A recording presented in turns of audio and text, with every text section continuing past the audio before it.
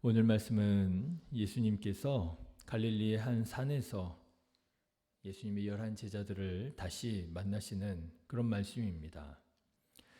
이미 말씀드린 것처럼 예수님께서는 예수님의 무덤을 찾아왔던 여인들을 통해서 제자들을 갈릴리로 초대하셨지요. 10절의 말씀입니다. 이에 예수께서 이르시되 무서워하지 말라. 가서 내 형제들에게 갈릴리로 가라 하라. 거기서 나를 보리라 하시니라. 자, 여러분, 예수님의 초대를 받은 제자들의 마음이 어땠을까요? 예수님이 십자가에 달려 죽으시는 것 똑똑히 보았을 것입니다. 그런데 예수님의 시신이 사라졌다는 소문이 들리고 부활하신 예수님을 만났다는 사람들이 생기고 그런 중에 여인들을 통해서 예수님께서 갈릴리에서 보자 하셨다는 거예요. 얼마나 마음이 복잡했을까요? 정말 예수님이 살아계시기를 바라는 그런 간절한 마음도 있었을 것이고요. 동시에 설마 죽은 사람이 어떻게 살아나 하는 그런 의심도 마음에 들었을 것입니다. 그야말로 의심 반, 기대 반 그런 마음이 아니었겠어요? 그런 마음으로 갈릴리로 갔는데 예수님께서 지시하신 산에서 정말이지 살아계신 부활하신 예수님을 만나게 된 거예요. 이게 꿈이야 생시야 했을 것입니다. 오늘 말씀에도 보니까 살아계신 예수님을 만나고도 여전히 믿지 못하고 의심하는 제자들이 있었다라고 말하고 있어요. 17절의 말씀을 한번 보십시오. 예수를 배웠고 경배하나 아직도 의심하는 사람들이 있더라. 너무 당황스럽고 너무 좋은 일을 우리가 만나게 되면 이게 정말 꿈이 아니었으면 좋겠다. 막 이런 생각이 들잖아요. 이게 정말 꿈이 아니야? 아마 제자들도 그랬을 것입니다. 이게 꿈이 아니었으면 좋겠다. 이거 정말 꿈 아니지? 정말이지? 사랑하는 성도 여러분, 예수님께서 분명 사망 권세 이기시고 부활하셨음을 믿으시기를 주님의 이름으로 축원합니다. 이것이 우리 믿음의 핵심이에요. 자, 그런데 오늘 말씀을 보면 이렇게 갈릴리에서 예수님을 다시 만난 제자들이 예수님의 말씀을 듣게 됐는데요. 그야말로 예수님께서 제자들에게요, 명령을 쏟아내십니다. 여러분 19절, 20절 예수님께서 제자들에게 어떤 명령하셨는지 한번 보실까요? 같이 읽겠습니다. 그러므로 너희는 가서 모든 민족을 제자로 삼아 아버지와 아들과 성령의 이름으로 세례를 베풀고 내가 너희에게 분부한 모든 것을 가르쳐 지키게 하라. 볼지어다 내가 세상 끝날까지 너희와 항상 함께 있으리라 하시니라. 예수님께서 제자들에게 말씀하시는데 이거 너무나도 우리가 잘 알고 익숙한 말씀이잖아요. 그런데 이 말씀이 한마디로 말하자면 무슨 말씀이냐면 명령이더라고 하는 거예요. 어떤 명령입니까? 동사를 가지고 말하자면 가라는 거예요. 가라. 그리고요, 제자 삼아라.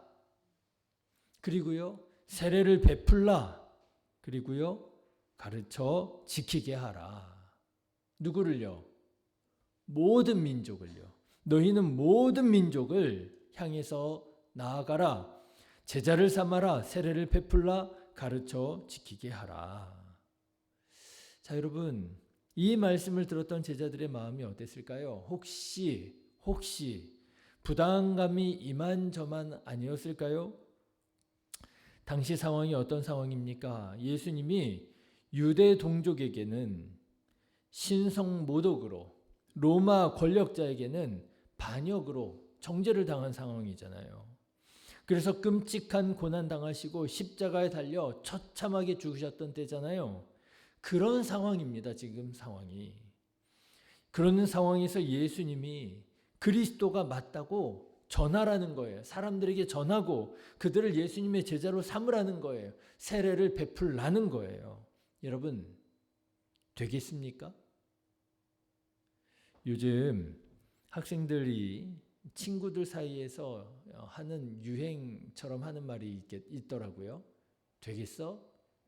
그렇죠? 뭐 이렇게 무슨 말을 했는데 누가 봐도 이게 될 일이 아닌 거예요. 그러면은 되겠냐? 학생들이 막 이렇게 얘기하더라고요. 여러분 지금 이런 상황에서 예수님의 명령, 이 말씀이 되겠습니까? 이것 까딱 잘못하면은요, 붙잡혀서 예수님처럼 십자가에 끔찍하게 달려 죽을 수 있는 상황입니다. 정말이지 심각한 상황입니다. 그런데 예수님께서 명령하시는 거예요. 가라. 제자를 삼아라. 세례를 베풀라. 가르쳐 지키게 하라. 명령을 막 쏟아내시는 거예요. 제자들의 마음이 혹시 부담스럽지 않았을까? 여러분 우리도 그렇잖아요. 할 일이 얼마나 많아요? 돈 벌어야죠. 아이들 키워야죠. 가사가 보통 많아요. 끝도 없는 가사 해야죠. 이것들만으로도 충분히 바쁘고 힘이 들어요. 그래서요, 교회는 그냥 여유 있을 때, 좀 피곤하지 않을 때, 스트레스 받지 않고 내가 교회까지 가는데, 교회를 다니는데도 교회까지 내가 스트레스를 받고 가야 돼? 그게 아니고요. 스트레스 받지 않고 그래도 뭔가 나와 내 가족에게 유익한 것 같을 때만 가고 싶은 거예요. 그렇지 않습니까? 교회 나오는 것, 예배 드리는 것, 이것만도 보통 일이 아닌데 이것조차도 엄청난 결단과 결심이 필요로 하는 건데, 그런데 또 거기에다가 뭘 하라고요? 모든 민족에게 가라고요? 세례 베풀라고요? 가르치라고요? 얼마나 부담스러워요. 요즘 성도님들에게 예수님이 말씀하셨던 것처럼 이거 해라 저거 해라 하면은요, 아마 성도님들 다 도망갈걸요? 사실이 그랬습니다. 지난 주일에 우리 성도님들께 우리 기도해야 되지 않겠느냐고, 정말 기도해야 된다고 강력하게 권면했잖아요. 기도하지 않는 그리스도인 위험하다고요. 우리도 모르는 사이에 우리가 하나님의 영광을 가릴 수 있고요. 나는 잘한다고 하는 게 하나님을 오히려 거역하는 것이 될 수 있고요. 기도하지 않는 그리스도인 위험하다고. 우리 기도해야 된다고 제가 참 강력하게 말씀드렸잖아요. 기도 습관 만들어야 된다고. 우리 집사님, 권사님, 장로님들 그래도 한 주간에 적어도 이만큼은 새벽 예배에 참여하셔야 되지 않겠느냐고. 네, 목사로서 목회자의 양심을 걸고 그렇게 도전했습니다. 그런데 설교를 마치고 단에서 딱 내려오는데요. 딱 내려오는 순간 인간적인 걱정이요, 확 다가오더라고요. 요즘에 우리 성도님들 얼마나 힘들고 어려운데 그런 부담 주어서 되겠냐. 이러다가 다 도망가시는 거 아닌가. 정말입니다. 제가 말로만 그렇게 하는 게 아니고요. 일하느라고 기진맥진하는 성도님들을 보면 정말 예배 드릴 것이 아니라 집에 가서 빨리 쉬셔야 될 것 같아요. 잠도 못 자고 이른 새벽부터 출근하는 성도님들 계십니다. 알고 있습니다. 이런 성도님들 보면 지금 기도할 때가 아니라 잠 자야 할 때인 것처럼 보이기도 해요. 건강이 얼마나 중요합니까? 건강 중요하지요. 그런데 여러분, 우리 상황은 이런데, 잠도 부족한데, 불편하고 어렵게 왜 예수님께서는 이렇게 명령을 쏟아내시는 것일까요? 오늘 말씀을 가만 들여다보면서요, 저는 몇 가지 사실을 발견하게 되었습니다. 첫 번째는 이 명령에는 전제가 있더라고 하는 거예요. 어떤 전제입니까? 20절의 말씀을 한번 보실까요? 같이 읽겠습니다. 내가 너희에게 분부한 모든 것을 가르쳐 지키게 하라. 볼지어다 내가 세상 끝날까지 너희와 항상 함께 있으리라 하시니라. 어떤 전제입니까? 예수님께서 우리와 항상 함께 계시겠다고 하는 전제예요. 그냥 제자들만 보내서 이런저런 명령하면서 그냥 일 감당하라고 하시는 것이 아니고요. 내가 너희와 항상 함께 있을 거야. 두려워하지 마, 걱정하지 마. 예수님께서 말씀하시는 거예요. 저는 이 말씀이 오늘 이렇게 이해가 되더라고요. 가서 제자 삼아봐. 세례 베풀고 가르쳐 지키게 해봐. 그러면 내가 너희와 항상 함께 있는 것을 너희가 경험하게 될 거야. 사랑하는 신의 교회 성도 여러분, 주님의 이 말씀, 이 사명을 감당하실 때 예수님 경험하게 되시기를 주님의 이름으로 축원합니다. 물론 우리 육신에 연약함이 있어요. 피곤할 때 쉬어야 됩니다.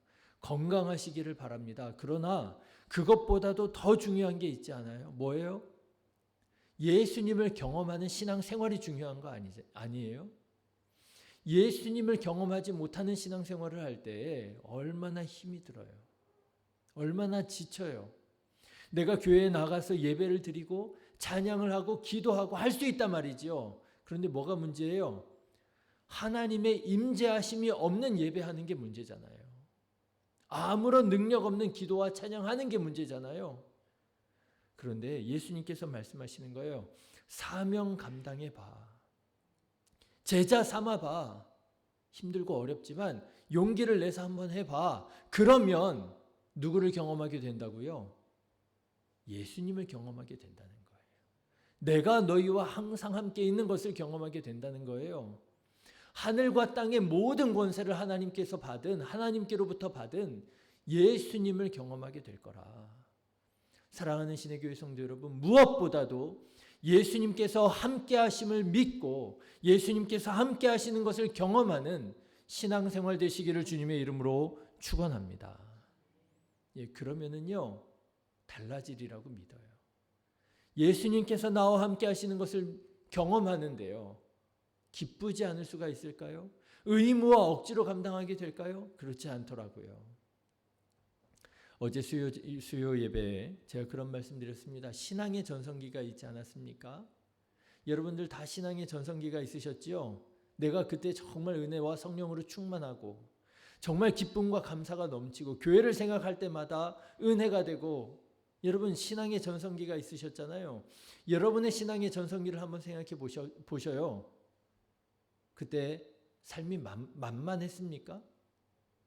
아무런 문제가 없어서 내가 온전히 신앙생활에 집중할 수 있는 상황이 넉넉하고 여유 있었던 때였습니까? 아니실걸요? 그때도 지금만큼이나 어려우셨을걸요? 지금처럼 바빴을걸요? 아니요. 어쩌면 지금보다 더 어렵지 않으셨습니까?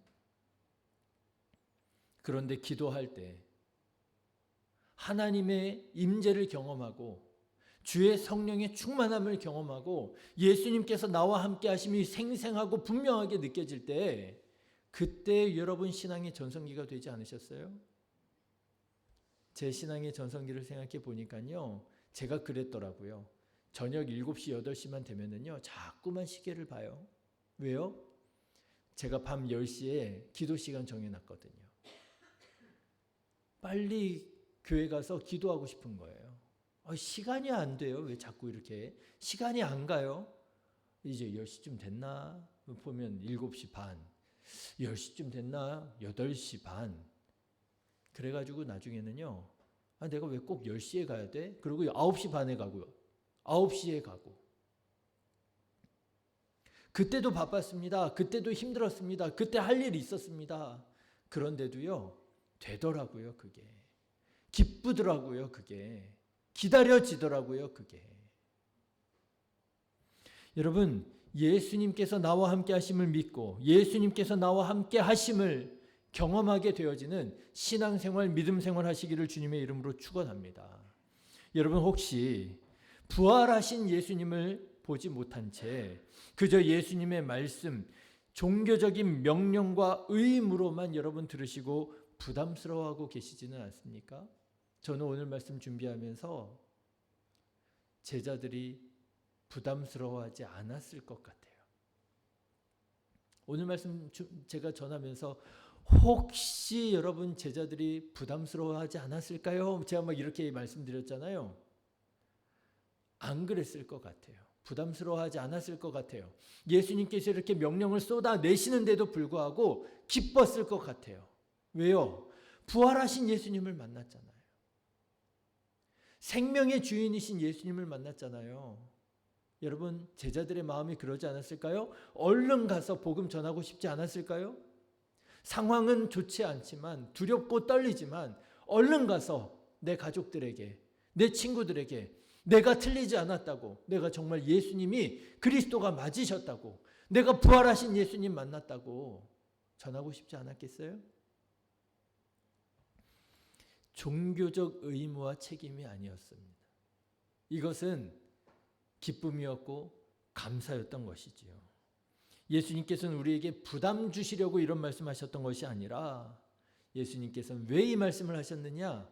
예수님께서 나와 함께 하심을 경험하는 방법으로 가르쳐 주신 것이 아닌가. 여러분, 혹시 요즘 내가 예수님 없이 살아가는 것처럼 느껴지지 않습니까? 외로우십니까? 두려우십니까? 그러면 오히려 사명 감당하시기를 바랍니다. 사명 감당할 때, 시간을 쫓겨서 사명 감당할 때, 힘을 짜내어서 사명 감당할 때 오히려 하나님께서 나와 함께 하심을 생생하게 경험되어지고, 그렇게 경험되어질 때 오히려 전에 없었던 힘들이 솟아나게 되어지는 그런 성령의 충만한 역사가 일어나게 될 줄로 믿습니다. 그런 기쁘고 감사한 삶을 살아가는 우리 성도님들 다 되시기를 주님의 이름으로 축원합니다. 기도하겠습니다.